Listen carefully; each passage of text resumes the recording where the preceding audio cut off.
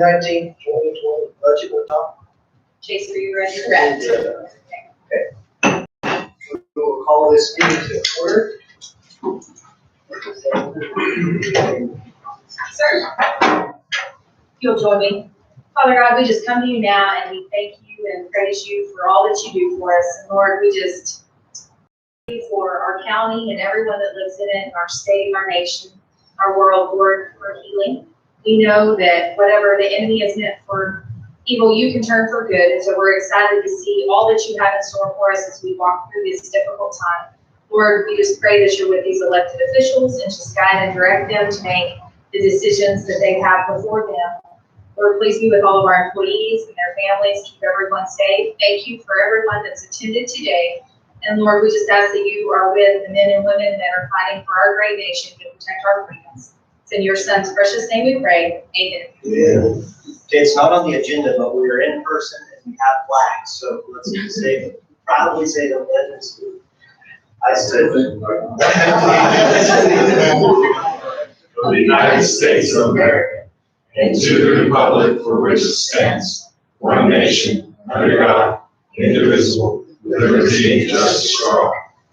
I salute the flag of the state of New Mexico, see the symbol of perfect friendship among United cultures. That's how long it's been. That's all right. I'm gonna sit down there, whatever. All right, on to item 1, approval of agenda. We need a change on the agenda. Item number 4 needs to change from approval of minutes to informational items. Do I hear a motion to make that change? We'll move, Mr. Chairman. All right, I have a motion and a second.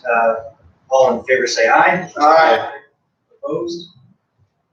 All right, the change has been made, so now I motion to approve the agenda with the change. So moved, Mr. Chairman. All right, we have a motion. Commissioner Hunt, second. Commissioner Lopez, all in favor say aye. Aye. Opposed? All right. Approval of minutes. All we are approving today is the minutes of May 5th, 2020.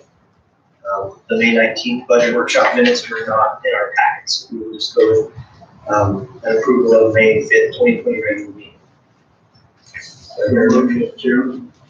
Have a motion to approve minutes of May 5th. I will second that.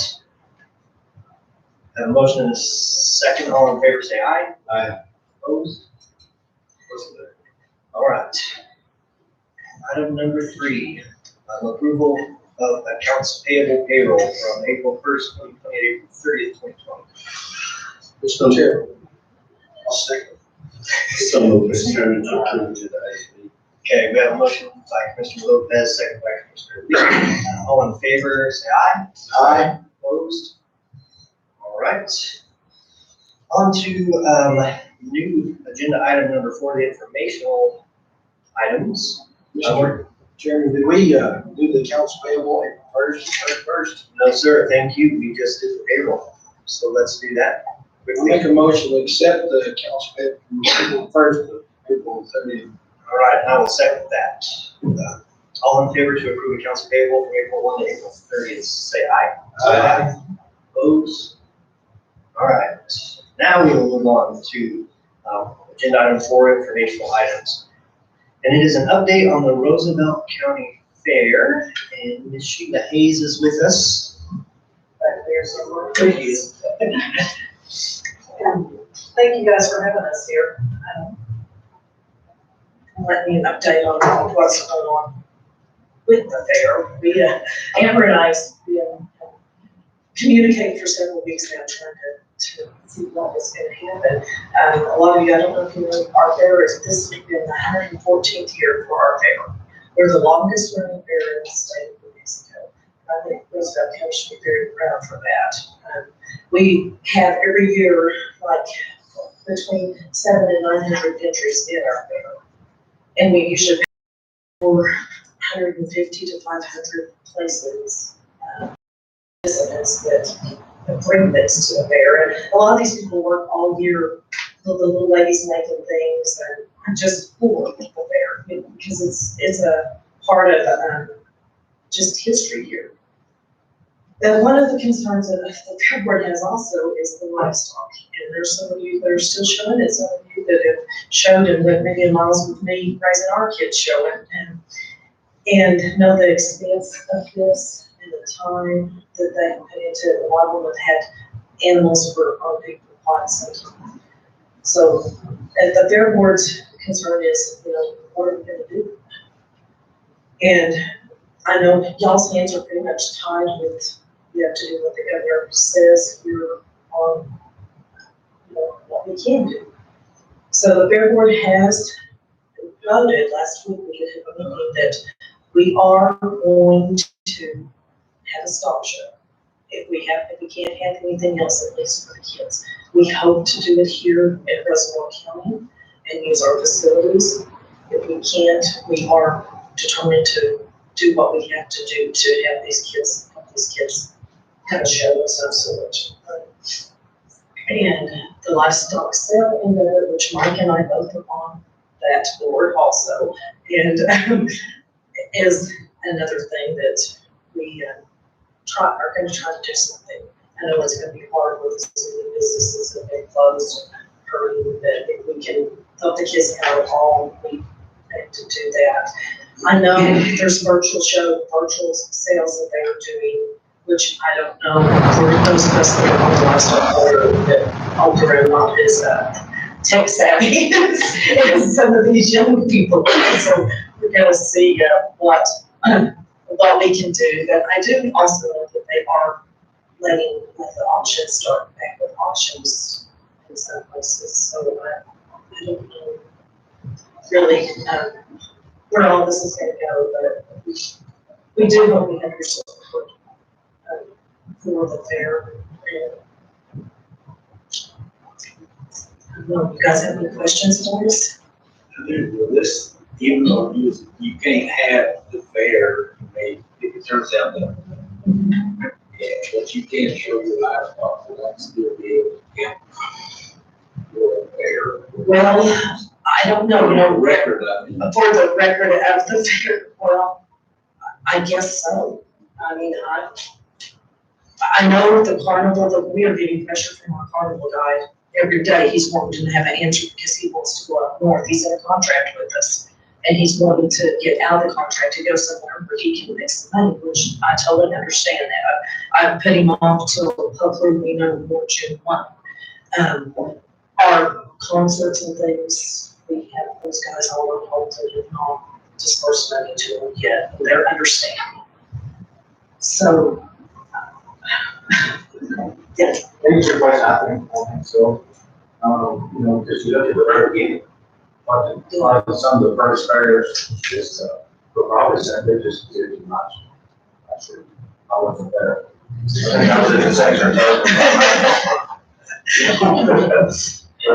You know, I would believe that it would. You know, we're in a rock and a hard place, so to say, you know, you guys are too, you know. We've had a lot of questions on the junior livestock sale, what are you doing there? And I said, well, we're kind of bottom of the totem pole on that. Because we can't go forward until we know if there's going to be a fair. Fair can't go forward until the county says you can have one. County can't go forward until the governor says, you know, so we're kind of bottom of the totem pole, so to say, with the sale. Now then, if there is a stock show, there will be a sale of some sort. Whether it is typical of what we have in the past, we don't know. You know, everybody's up in the air, you know, I've been talking to different counties, what your county's doing, they're like, we don't know where they're at. I've been talking to them, the Waffle, the Eastern New Mexico Fair, you know, state fair is a state fair, it's going to, you know, that's going to hold and run, and so it's some deal what's going to happen there. Whereas Waffle is more of an Eastern fair, is more independent, well, it is independent.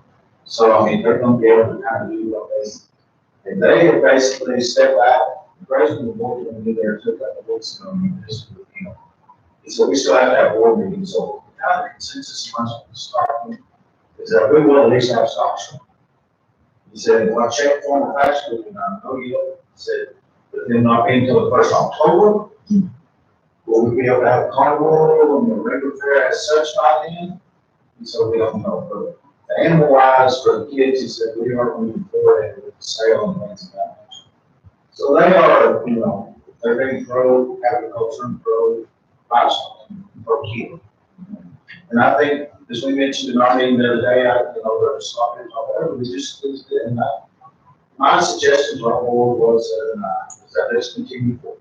Because if we're going to have, things are going to be legit, we will have a fair, as you've always seen a fair with a carnival, with entertainment, with everything. This thing's come to be and we're not allowed to have those, we can start cutting some of those things down. But if we don't plan for them now, they're not going to happen just overnight. Our goal was, it could be, it could be something exciting for the whole county, that get at the fair and people to get out and enjoy it. So, What are you hearing this thing? it's been almost 3 weeks ago since I talked to the gentleman by the name of Tom Spindle, which is commissioner. This has been about a bit, and at that point in time, he said,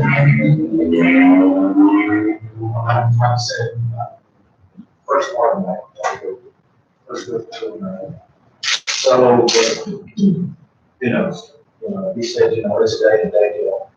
The things coming out the same place. So, at that point in time, he said nothing had been. Reserved at that point in time, there's a lot of room for them. They had already been, they're going to do this and do that. And so I just called him. He said, what's the deal? Where are we at? And he said, as things change, and if there's any changes up there, I'll be in touch with you. Since I'm making some of the rifle shows, so we can kind of be, on some. And I have been in touch with Jacob Blackburn, he is the third one president of us, and they are planning to do a livestock shows as well. They're also, they don't have their fair. So, we hope that we can use the ground out here, if it is simply just a livestock show, and it's only a 1-2 day deal, things are in and out and all. We will hope that we'll have commission support, something like that. It's not a cheap little investment, there's approximately some of this stuff. Family projects. I always said these kids that show and so forth, they're all nice, I can see that, I'm better see kids involved. And that really was, yeah, there's lots of good programs for the kids out there in the world. But these are ones that are on the right track, doing the right thing. And that's just my opinion out there. Yes, sir. Correct me if I'm wrong, your show is happening around, right? It's not just during fair. There's the different shows, yes, sir. There are different jackpot shows and, nationwide, they're on different schedules, so to say, some year round. But pretty much come that first part of March, all of them have been nationwide, big cutoff. The reason I'm asking is one of my friends on his daughter's show. She goes to Mescalero just not too long ago here. And that's why I was wondering, locally, we've had more than one. Yes, they do have jackpots. Like does our December jackpot here, it's the juvenile class that we have. So, When the steers are young. so you guys are gonna go on with the show just as planned, and then argue here with somebody. Because if they have some requirements, you gotta be planned already, then I think it'll make it easier for you guys to go on with the show. That's our, and I think it's gonna, it'll look good. Yeah, if they they have have all this different row, facilities, And then, if we get to have it here, it will be we have everything already planned out. We've been working all year for this, so. Sheila, would y'all not have the 4-H booths still, where the kids that do artwork and stuff? I would love to have that show. We could at least. Because there's not a whole lot of traffic, but it gives a chance for a kid to Yeah. show out what he's done. It would, and Besides livestock. yeah, One thing about the county fair, is, there's other shows all over. It takes a lot of money. The parents have to have time off from work to travel and go. A local fair is local kids a chance to show what they've done with the projects and not be expensive and not have to parents miss work, miss so much school or anything. And That's I know what's really important about a local fair. with kids being moved from school, people that want projects on things too. I mean, there's things from photography to art to clay pottery to all kinds of. I don't know about y'all, I go to that one. Well, I I know, want them to do I it. know. We could, we could have the kids when they bring the entries and then have our judges come in and no one's ever around that because it would just be the projects. And I would love to be able to do that and at least have, those who then are participating in the show can walk through and look, or even if we didn't have them, yeah, so. We were briefed, and I did share with Sheila, because we did have a conference call, the county managers had it with the Secretary of Mexico Tourism, Jennifer Fire, and then the Secretary of Mexico Agriculture, Jeff Witt. So we talked with them Friday, the focus was the fairs, the rodeos, the rodents, all the agricultural stuff, because it's that season. And our facilities, counties have a lot of those total facilities that are wanting to be rented out at this point, and we were told it is still a limitation of 5, no more than 5. So at this point, there is no availability. Their next goal is to open it up to 50, and 50 would be the next phase per se, and that's just all in part of the governor's plan that she released of the reopening and everything. The goal is, per the Secretary of Tourism, the governor wants the county shows to happen, at least for the kids to be able to show their livestock in some form or fashion. So she said that their best case is to get to a point where they can have 100 people and more. That's really what they're shooting for. And she said that publicly, you'll hear it on the radio, the releases are out like that. Unless there's herd immunity or vaccine put in, that would be their limitation. So they said it would be much more focused on the livestock shows, those aspects.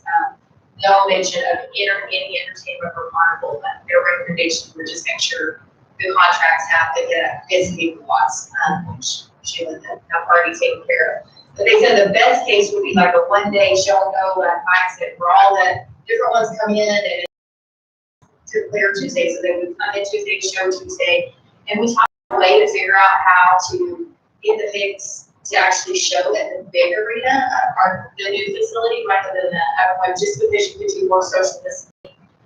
Best case, they would allow people to watch. The second option was that they would have no spectators, that it would just be the parents and exhibitors working on that, their ag teachers and such. And you would still do like a one-day in and out type stuff. And then third option.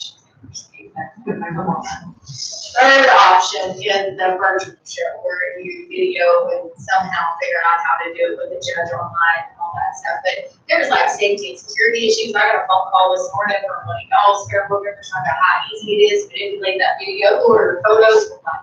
See how we into that stuff. So it's scary, like what we're facing. But we're supposed to continue to update. So I did provide all that with them because they're having to do the hardest things right now and what they're doing, but we want to open our facilities as soon as possible, as soon as we can get that limitation set. And they said that they did have county agents and FFA advisors on her committee for the agricultural reopening and everything, so they're hearing from some, I don't know who's on that committee, but they did say there was some comprised. You may know. I was gonna ask you that, because when I did visit Tom, he said that they had contacted him for their state fair, that they want someone to represent Southern Fair, someone from Eastern Fair, I believe he said someone from the, state health bill, and I believe he said someone from Extension. And they were gonna, for them to start meeting and talk about a fair, what is they say, fair, how can they support, how can they have these fairs. And I've yet to hear if they ever met, if they ever came up with their suggestions. I have done what those were at, maybe through some of your county manager meetings. Tom did say they were coming up with this plan. But just like these 5 or 6 people to come back with recommendations as to how to have this fair. Secretary, the way that she confirmed this, like the tourism, she expressed that they had discussions, that they had, I think they're doing online meetings and everything. But there was some point where they were, because they were not Muir is favorable in her representation of the regional fairs or the state fair. But, you know, she said this is also all the festivals. Some about this, I think our state has the most festivals of any state in the nation fair. I like the balloon fiesta is a big thing, you know, we probably don't feel that as much down here, but that's like a big thing for our. Yes, and so she was just saying, like, all of those things, there is nothing on that at this point because again of the limitation on the candidates and stuff. So they're supposed to have more.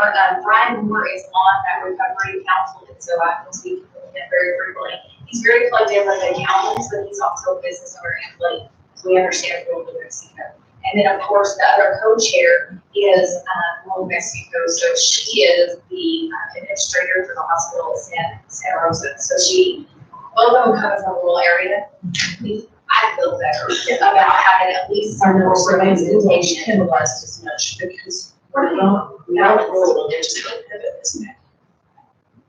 Anyway, I wanted to share that update, tying in with Stuart, but you just stayed in constant communication. And I appreciate you. Well, thank you, don't have the hard job. I'm just trying to share, it's just really hard sometimes when I have to share, so it's no fun. Thank you guys for being here and sharing the information. Well, we appreciate you, Rose. We're all for you. I mean, if there's a will, there's a way, and I think we can figure something out for those kids that have worked so hard to go through this. Well, we appreciate that. It's good to hear the updates. All right. Thank you all. Thank you. Right, some of y'all might think about, look at like the health board show. I know it's nice, but. Yeah, we have to go, you know, we're more social here in the county, you know, there's not very many of those, you know, venues inside the county. You know, there's jetted ones and things of this nature that, you know. There's a lot. So I've been an old school show. Well, we discussed if you want to, you know, and get to know this. Yeah. There's a facility there now, if we have to have this also, if that's allowed. Not the first option, right? No, it's just something. That is one place in the. Yeah. Or either stay in the county. Moving on to public requests. The two public people have already spoke, so I'm just gonna have anything else. She did ask for people to email in, Okay. and I checked my email right before the survey. Let me check again, just to make sure that we don't have anything.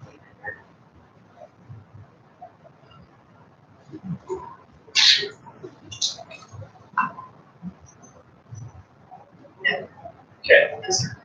Very good. Then we'll move on to item 6, elected officials, department head reports, and we will start with the assessor's office.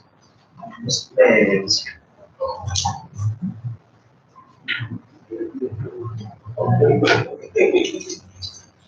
Morning, Mr. Chairman, Commissioners, how are y'all today? Good morning. This is basically a report we have to do every year, required by statute. Basically, you know, everything we're doing this year is so part of the things. Things increased. We pretty much cost our sales ratio versus appraisals. It's limited between 90 and 102%, or around 2.5, which is very good. The only thing that could possibly go south in the future would maybe be lost on the ways, but right now, everything's looking good. We're on task. We're on schedule. Everything looks good. No,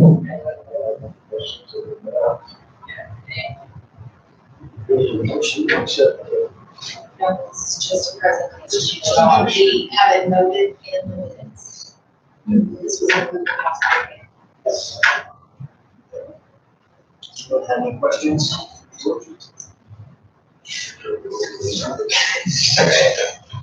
All righty. Thank you. All right. Clerk's office. Good morning, Chairman and Commissioners. Amber asked me to give some information on how the election is going. So I'm trying to pull some numbers from the past and some costs so I can compare. There's no comparison because this is a very unique election. So I'm going to do a highlight of a few numbers and a couple of costs. So far, we have mailed out almost 900 ballots in the absentee process, which we're used to mailing out. In 2016, we mailed out 65, and we voted 51, so that's a little difference. Of those almost 900, we've had almost 600 come back. The cost for the ballots is high, because we pay for the application going out at 55 cents, the application coming back at 55 cents, the ballot going out at 65, the ballot coming back at 65 cents. We're up to about a little over $3,000 in postage right now. So as we sit at the moment, our election day cost so far is $31,000, which is probably a third higher in comparison than what, and a large part of that is our ballot on demand systems, because we print ballots when they come in. We don't pull ballots anymore, and that's $16,000, and that's going to happen no matter. The extra cost has been is we're doing all the absentee ballots, yet we still have to have our traditional sites up and going, and the cost of that.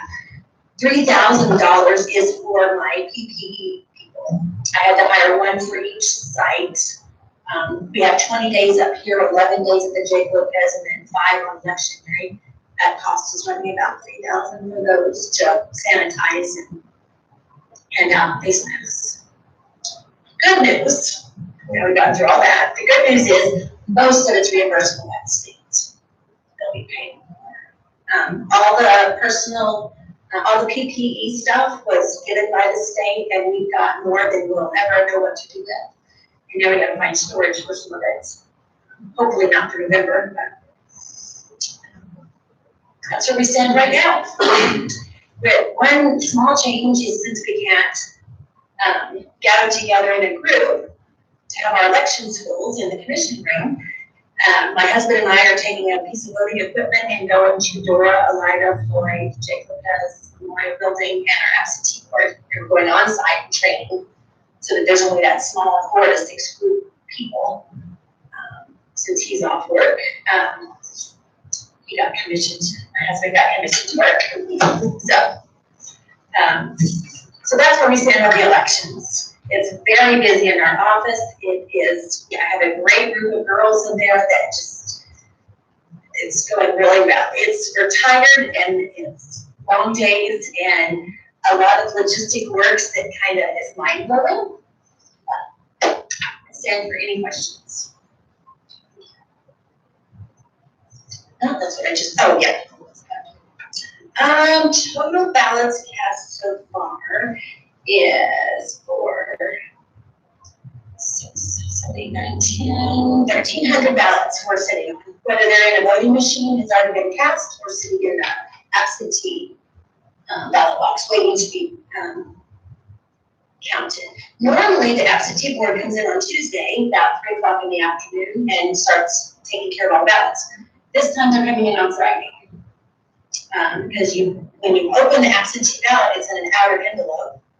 Well, you can't take the ballot out because you'll see who voted and how they voted. So there's a 2-step process. So they'll come in one day and open all the outer envelopes and leave the secrecy envelopes. Then when they come back the next day, we'll open the secrecy envelopes, and then the guys will feed. So I have 3 teams in our absentee board, 2 each. So we're gonna have one in the commission room. We'll have the 2 guys feeding ballots in our records room, and I'm not real sure we're gonna put the probably in the basement.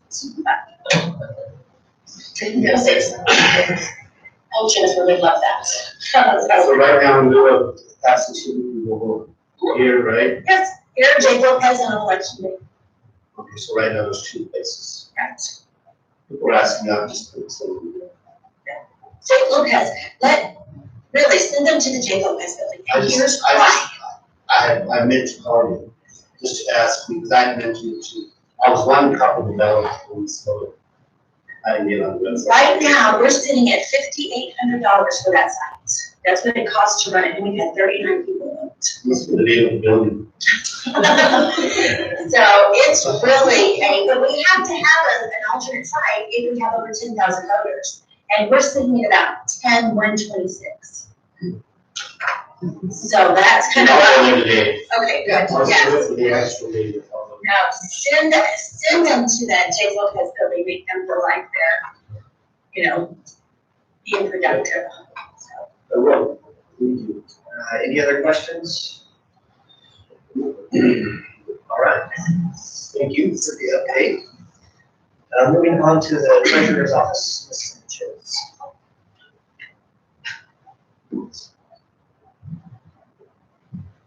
Good morning, Chairman and Commissioners.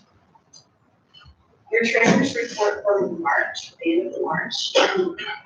General fund beginning cash was $3,107,347.70. You had debits of $460,415.26, and you had credits of $600,050.76, leaving you with an ending cash in March of $2,967,712.20. Do you have any questions?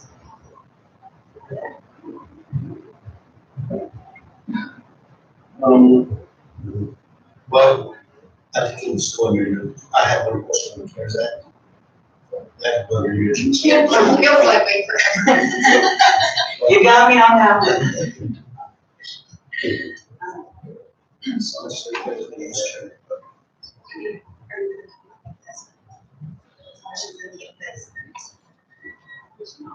Alright, I'm just curious if we were putting that right.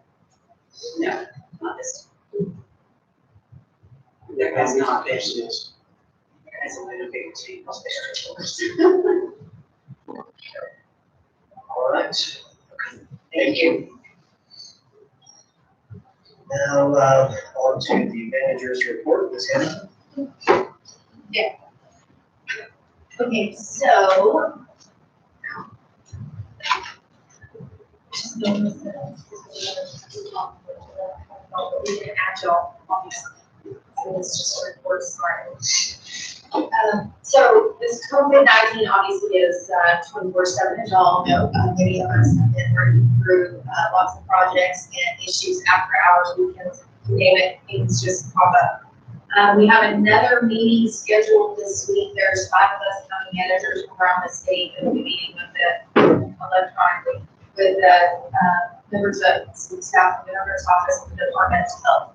Because counties ended up, like, as a whole, we've experienced several issues and lack of consistency with our communication that we're receiving and things that are coming through.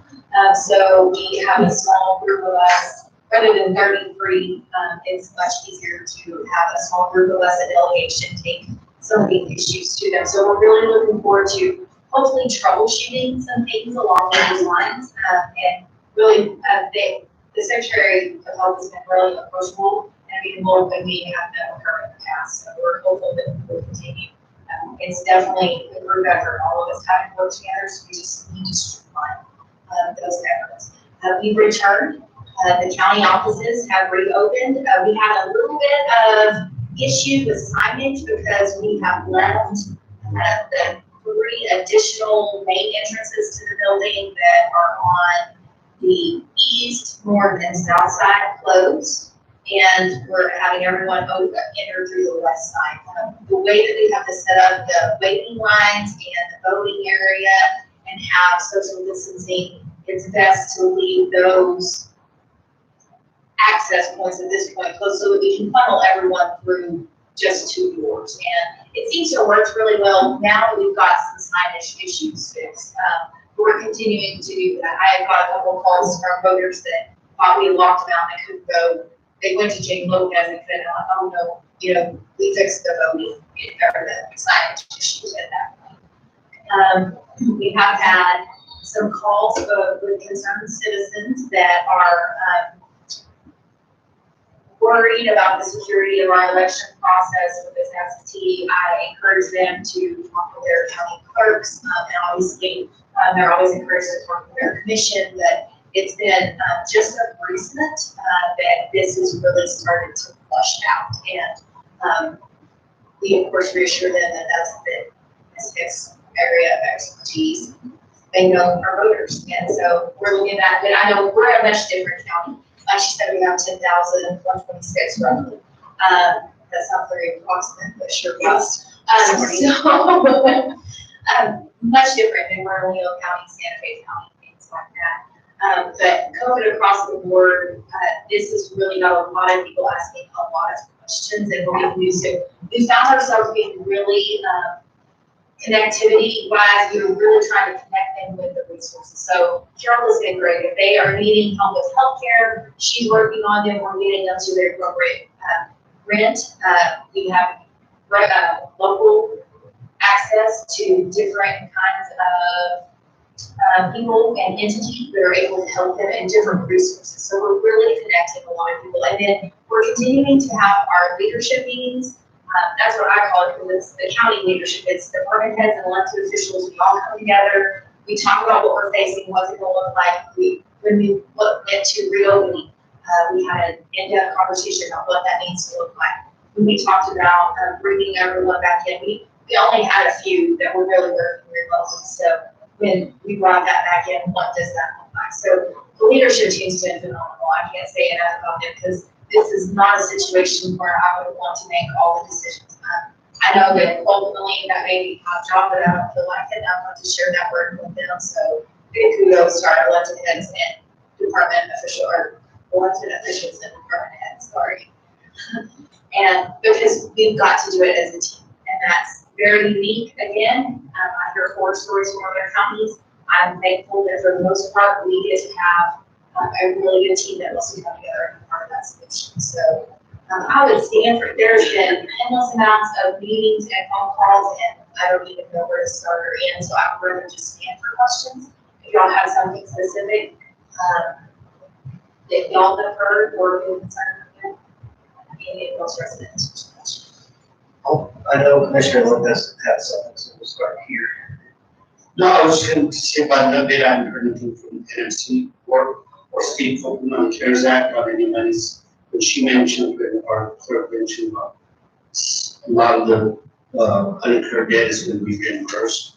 Have we heard anything as to any allocations for counties, especially rural communities like ours?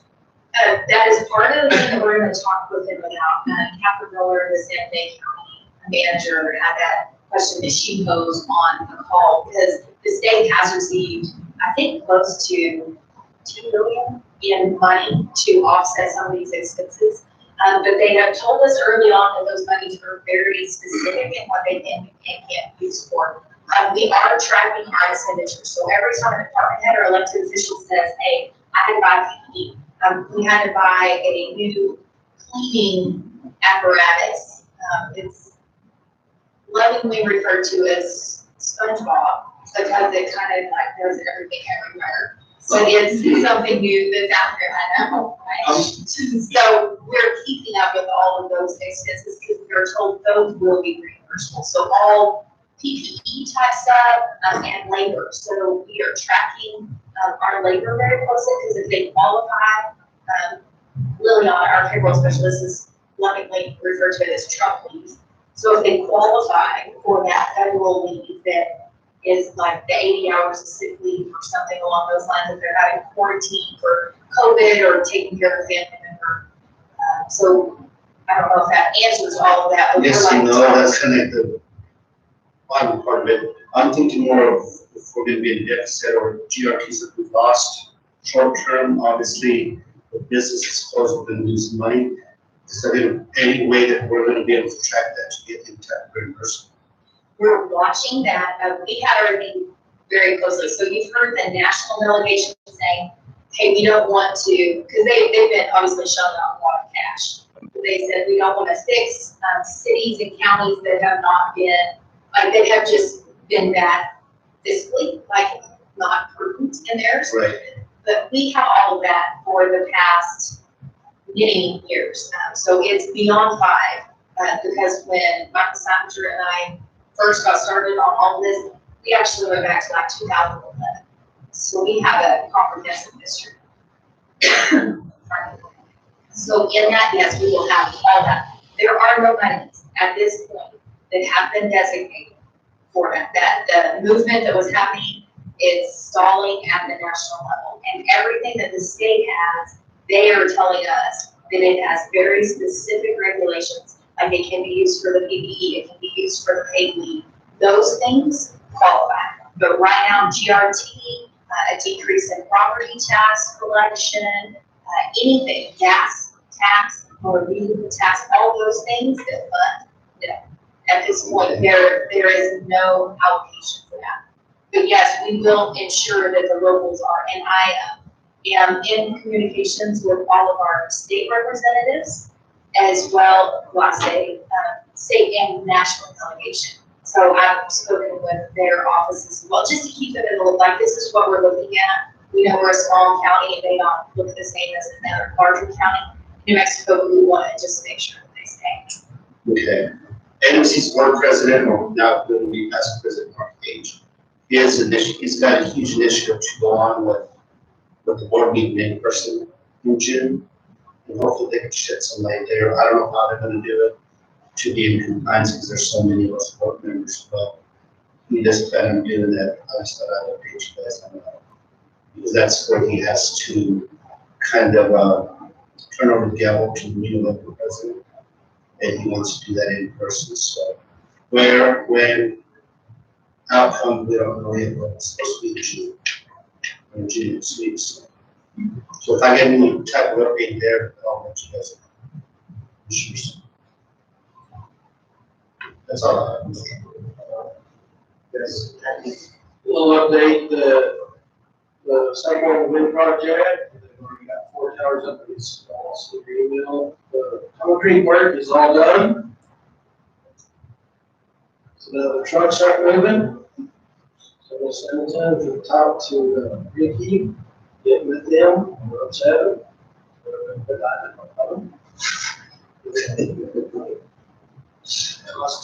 We'll probably be after tonight. Before they leave, all gravel trucks, and we are reminding them to do that. Oh, we encourage for Aren't they first material remote? we have the encourage us with pension. Or they are. That was. But now, we hope that all people stand, you know, because of stuff like that. 7 a.m. are both on. When we do one, we'll do both. We're gonna have an agreement. That's all kind of all things that obviously COVID stuff and really needed more time. Like they're just filling 6 and some other stuff, so we're gonna get a few of these other. Manager to the. Oh, yeah, no, we driven it, we know, and it patched, so if we needed more attention.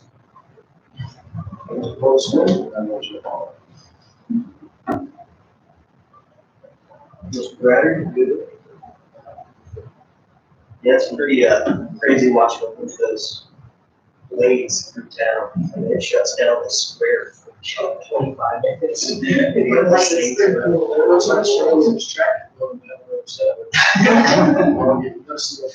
down the traffic.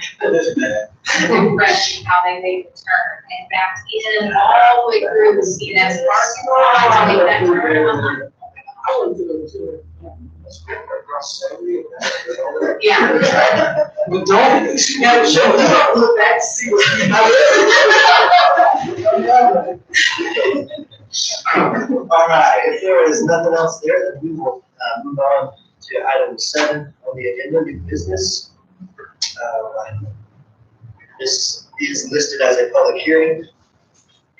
On move to a public hearing. Next, Trevor. I'll second, sir. All right, we have a motion and a second. Mr. Ryder. Mr. Lee. Yes. Yes. And Mr. Wolf is yes. 4 yes votes to open public hearing. We're in public hearing for the presentation of fiscal year 21 preliminary budget. There's just a big, just if anybody wants to speak on the budget.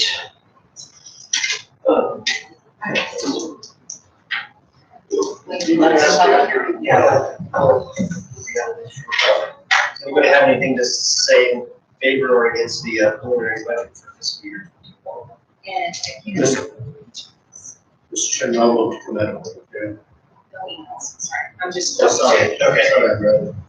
Okay, perfect. I will second Commissioner Lopez's motion to come out of public hearing. Commissioner Lopez? Yes. Yes. Yes. Yes, so we're out of public hearing, so we're off to the consideration and request for approval of the fiscal year 21 preliminary budget. Now, Commissioner Lee.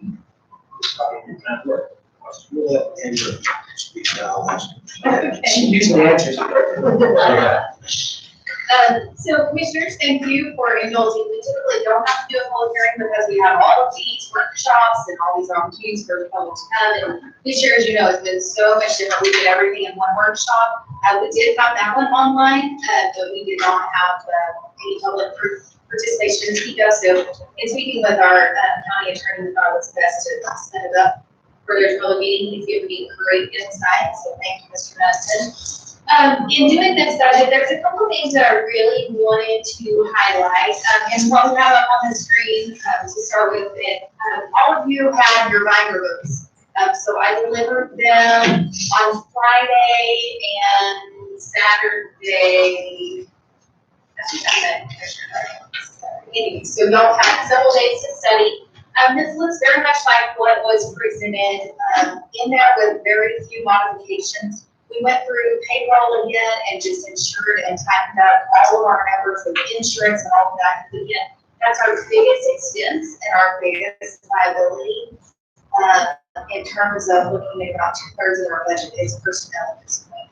Our elected officials and our department heads did such a fantastic job in just really getting budgets down to where they were very applicable. We won't cover all of that we covered in our workshops, but pretty much everyone, for the most part, was wanting to be part of the solution. And so that was fantastic. I mean, everyone made sacrifices and cuts. This is, I do want to say, probably best case scenario, because we try to be conservative enough, but realistic in the aspect of the fact that we still don't have any numbers to speak of to really show. And we have March CRT numbers, but again, we had almost 2/3 of March to collect before all of this really hit and the shutdown really came. And so when you start looking at these numbers and what are projected, we may have to come back and revisit once we have more data. The state gave us the option of adopting last year's budget. I did not feel like that was fiscally responsible because we know that last year's budget was much more generous in areas of expenditures than it will be this year. And so that's why we worked to put this together. Another note is, since Mr. Steininger came and early on, y'all remember the funness that, well, Mr. Lee will remember back in the day of 2014, 15, and all that fun. We began to pre-fund our debt service when we got to that point, because debt service and payroll are the two expenses you will always have. There's no way around those, as we know. Those are things that we always will have to ensure. And so by pre-funding them, it also helps to have that cash in the bank. So on bad rainy days, we already have it allocated. So for this year, that results in basically a net gain in y'all's operational percentages or operational values of $296,000 and change, because we had pre-funded FY21's debt service in 20, as y'all will recall. So the not so great part is obviously next year we'll have to put that debt service back in, and this is specific for the arena that's out there. So we know, and that's about $10,000 a month that we pay in debt service on that. And that's why it's just another heartbreaking thing for all of these facilities that are sitting vacant. And then the renovation on the courthouse. The magistrate court is paid for by the lease agreements that we have with the administrative offices of the court. And then the detention center bond that was refinanced is actually intercepted as part of our whole department's GRTs. So as far as revenues go, again, I feel like it's best case in working with Treasurer Sanchez. Our property tax collection is estimated at 90%, whereas last year we budgeted 96. They typically collect, 96 and above, the state tracks a 3-year tracking report, and of course they're at 96, 97%. So, again, we try to be realistic, but prepared. I don't want to say worst case, but at least conservative enough that we wouldn't have a shock. Our budget and have to come in and do a major budget reduction. As far as our expenses go, again, we have no capital expenses to begin with. We have a list, and that was included in your packet of all the projects that were submitted. We did have workshops back in November and December where we talked about buildings and things. Some of that may change as we see how the state handles the capital outlay expenditures. Because right now we don't know. We're being told that it's likely that will all go away, but we do not know until they have a special session. And as you all saw, that she did set the dates for the special session in June, and then they're trying to work and negotiate ahead of time. So basically, a lot of the footwork's done. The general fund, you will see as your primary concern or area of responsibility, and y'all are well aware of that. It still looks to be performing strong. We do not have any, you cannot present a preliminary budget with any negative adjusted balances. So we're positive, we're in lack on everything, so that's always a great thing. I can tell you in years past, Shane Kim, we always had red on these reports, and that's why we were on the naughty list, being monitored by the state when we first came in. So now it's very fiscally prudent and responsible at this point, and it is conservative, and it's tough, but we're in a place where we can be thankful for one of the ones that actually get to have, and for us to have a job to come to. So that's not taking a lot of this day and time. So to do without things like cost of living adjustments or raises, that's part of it. We're all in that. The only thing that was included was the health insurance premium did increase by 5%, which is roughly 1%. So we tried to incorporate that in this budget where everyone would take a pay cut on the take home. I haven't paid for healthcare, that's done. It was approximately $20,000. So that's always something we can go back and revisit if it comes to that. But we're hopeful with what we've prepared. You can see that we have enough cash in the bank and reserves, and they're letting you use your reserves at this point. Pretty much all of a sudden everything's on the table. They know local governments, some of them are in much worse situations than us. So I'm thankful to see that we're positive. And I'll stop there, sorry. Mr. Chairman, and for the record, there's no threat of any type of risk, right? That would be our worst reduction in force of any sort. So furloughs and reduction of force would be the one thing that you would have to consider next, because at this point, your operational budgets are as tight as they're going to get. So if our projected revenues are not going to line up, again, we have to start seeing some numbers. So once we start to see those GRT numbers come in, and our property taxes for this quarter, or this half, really have been strong. I got our numbers from Victoria because we were having to estimate cash balances and what we're looking at to roll into the new year. And all those look to be performing okay now. It may be something that's a tougher decision come the fall at that point. I don't know where people are. And I keep looking for our treasurer because I'm pretty sure this is what we had our conversation about. Like, it looks good so far. GRT is a completely different. Everyone thinks that, all of the hoarding and the toilet paper, excessive buying, and all that good stuff. The paper products are taxed, but our food products aren't. And so people taking care of their basic family needs and groceries and things like that, we didn't see the jump in GRT from that because that's not part of what's collected on GRT.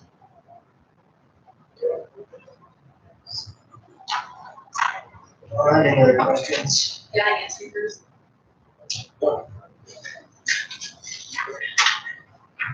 I was just reading over this.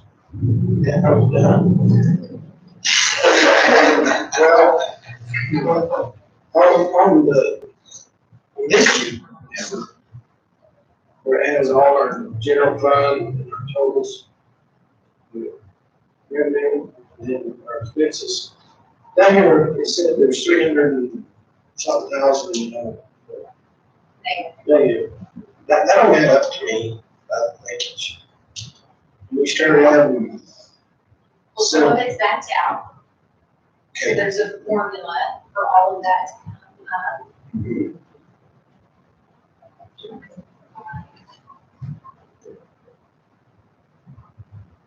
this one, this year, it doesn't. Yes, and so the 300,000 roughly, we're estimating it's about 365,000 at this point in It's, the day. Let me get over here. I'm gonna try my new sheet 3, this one right here, right? yes. Okay, so this right here has the formula, and you will see that it takes the revenues minus the expenditures, and then we also back out because you have to budget for my salary for 3 years because of my contract. Yes. So when you back out 2 years, then that is what warrants there. And then this down here is the additional capital outlay and revenue and expense that we anticipate seeing because the road department will have all but about 50 to 60,000 of the capital outlay projects. That's that 383,000 remaining. I see where it's weighing into that. Was my mouth looking at? Yeah. I'm glad you're looking. They sit in front of the classroom. You don't sit with us at that. Yeah. Thank you, Amber. Yes, sir. Any other questions? The preliminary budget, And this is just preliminary, so the final budget we did be in July. we have a couple more go rounds with the budget, so keep looking at it, don't set it aside, there's. It's good to have you put your best. Oh, yes. So, Mr. Grant, you have a question? No. All right. Approve the FY21 preliminary budget. I'll second that. All right, and I'm taking a second to approve the FY21 preliminary budget. All in favor, say aye. Aye. Opposed? All right, 4 against votes. All right.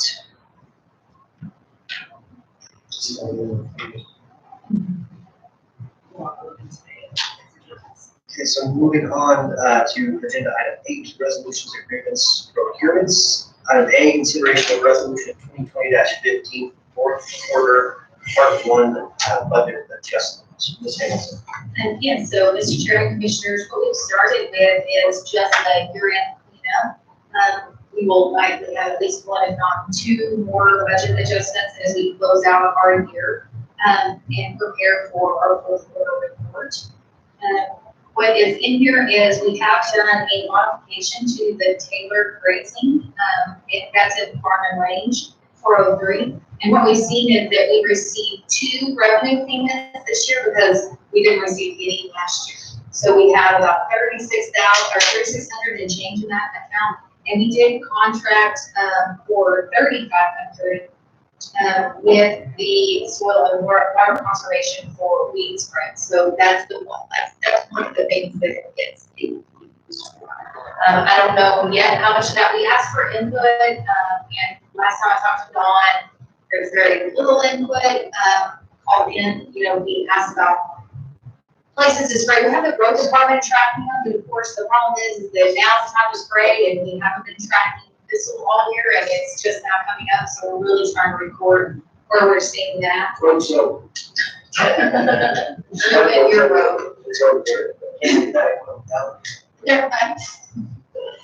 So in this budget adjustment, we have that. We also have the budget adjustment, LaCosta received, the allocation for the bus, and then they had to put in, they also got allocation for a new freezer, a commercial fridge freezer at I believe this y'all senior center over there. And so that's the budget adjustment you see there. And then, Ms. Sanchez has it was an account that was held in suspension, basically. I don't know how to word that for taxes paid. Yeah, paid protest, there you go. That has begun to be resolved. And so you'll see a budget adjustment for that to authorize that distribution of funds. And that was including your packet, so I would stand for any questions. Questions? Mr. Chairman? Yes, sir. I'll make a motion to accept the fourth quarter report for budget adjustments. Mr. Chairman? All right, we have a motion and a second to approve resolution 2020-15, fourth quarter part one budget adjustment. Commissioner Lopez? Yes. Yes. Yes. Or yes, vote. This is not. I'm very urgent. All right, that resolution passes. Moving on to agenda item number 9, contracts, procurements, agreements. Item A, request for approval of contract renewal for comprehensive healthcare services at the Roosevelt County Detention Center with WellPath. Mr. Porter. Good morning, Chair and Commissioners. I'm going to ask you guys to approve our contract renewal with WellPath, our medical provider at the jail. As you know, they had, as a part of this contract, they requested a percentage increase. Myself and the county manager worked with them to decrease the request on their increase. So we were able to save some money there. They were working with us. They're providing the services that we need, working with us, especially through this COVID, helping with some testing and monitoring and some extra things I've asked them to do to help with that and some other things that are going on. So we've been very helpful over the last year, and I think that they will be very helpful in the future. So with that, I'll stand for any questions. Just how long are we using that? This will be It's 5 years, this is our third review. right, but just to clarify, it wasn't always WellPath, but it's kind of the same group that keeps getting bought out. So it just became WellPath not that long ago. That's right. Before that, it's all the same contract being bought out. So it's kind of two answers. It's the same people. It's the same people. They're different. Yes, sir. That's the companies, it's very popular in the medical world. The companies get bought out by bigger medical companies, but it kind of stays the same contract. So we're in our third year now. So with this particular. When this was originally procured, it was procured for 2 years, not first. All right, any other questions? Mr. Porter, Ms. Hamilton? I'll move, Mr. Chairman, to agenda item 9A as presented by Porter. I will second that motion to approve contract renewal with WellPath. Commissioner Ryder, how you vote? Yes. Yes. Yes. 4 yes votes. Thank you, Mr. Porter. Item 9B, request for approval of renewal agreement to facilitate video arrangement with the administrative office of the courts. Ms. Hamilton.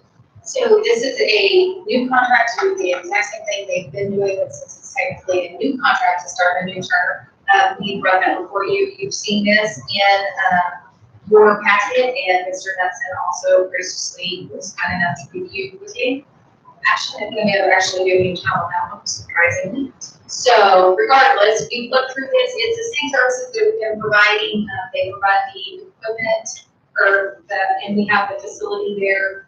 All of that is laid out as to how this happens, and it's been going really well. These have been instrumental in the COVID-19 response because we've reduced so much of the transport in and out, which, as we all know, that's the risk in having this disease infiltrate our facility, which we do not. Mr. Chairman, is there a motion to approve the renewal agreement with the video arrangement? I'll second that, Mr. Chairman. All right, we have a motion and a second to approve item 9B, request for approval of renewal agreement to facilitate video arraignment. Commissioner Lopez? Yes. Yes. Yes. Yes votes. Carries. Moving on to item 9C, request for award of RFP 2023-09 for kitchen equipment at the Roosevelt County Detention Center. Ms. Hamilton. Yeah, so I'm covering this, for our procurement officer, Lily Rivera. The less I was saying here, the better, and so we're trying to be efficient.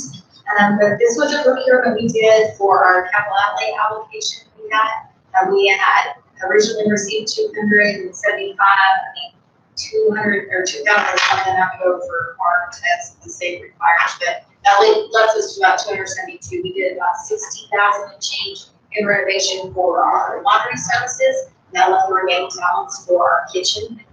We did this RFP and we enclosed a wide variety of different things. This is something we're kind of having to go a little bit backwards on because we've already had to submit paperwork on this for the state to authorize the capital outlay because we got told that basically everything that we have, we need to get it in the works. And so this is the award for that. We are looking at one vendor. Initially, we had looked at multiple vendors, but one vendor came forward and said we will do everything that you did an RFP for at one cost and submitted that, and that was actually lower.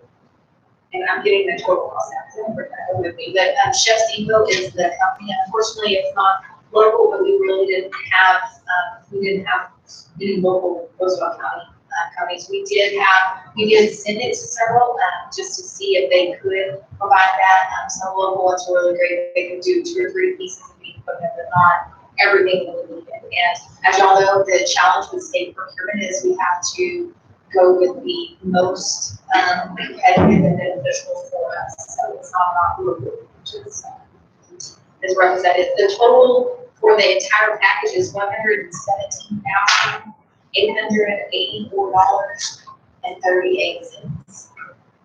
And I know we want to try to break down everything from can openers to new units for the freezer and refrigeration and everything in between. That's what I was gonna ask. I mean, it's kind of a full kitchen equipment. There were probably over 50 items that we had bid out for this in total. Shelving, all replacing every piece of equipment back there. Stainless steel sheets for the walls because we have to get them to a standard. Smooth washing service. There you go. We were able to address, basically, we're almost replacing every single thing in the kitchen and the actual cooling components for the freezer and the walk-in fridge. The only thing we had was a plug. All right, any other questions?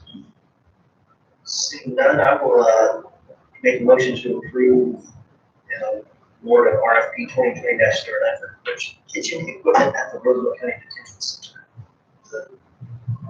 Motion and second, Mr. Lee. Yes. Mr. Pryor. Yes. And yes, 4 yes votes.